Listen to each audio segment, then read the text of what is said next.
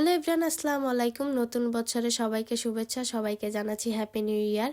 তো এই ভিডিওটা অনেক আগের ছিল, আজকে এডিট করতে বসছি, তাই অনেক সরি। যাই হোক, দেখো কিভাবে স্টেপ টু স্টেপ আমি মেকআপ করছি। ফার্স্টে ময়শ্চারাইজার, দেন হচ্ছে আমি সানস্ক্রিন ইউজ করে এবার হচ্ছে প্রাইমারটা ইউজ করতেছি, যেটা শিগ্লামের। এটার রিভিউ চাইলে আমাকে অবশ্যই কমেন্ট করে জানাবা, আমি এটার ফুল রিভিউ একটা শেয়ার করব।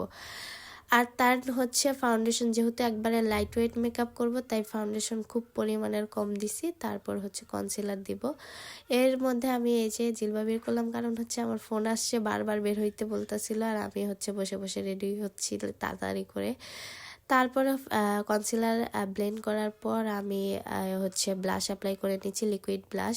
আমি এখন লিকুইড ব্লাশ খুব পরিমাণে পছন্দ করি, এই জন্য সবসময় হচ্ছে লিকুইড ব্লাশটা ইউজ করি। এখন হচ্ছে লিকুইড ব্লাশগুলো একটু চোখের উপরেও দিয়ে দিলাম, যেহেতু আমি একবারে সিম্পল লুক করব। অনেক আপুরা কমেন্ট করছে আমাকে যে আপু সিম্পল লুকের টিউটোরিয়াল দাও, সো আজকে দিয়ে দিলাম। আসলে এত পরিমাণের ব্যস্ত থাকি সত্যি বলতে, আবার সামনে হচ্ছে পরীক্ষা ডেট কাছে আসছে, তো পরীক্ষার প্রিপারেশনও নিতে হয়, সব কিছু গুছায় আসলে হয় না।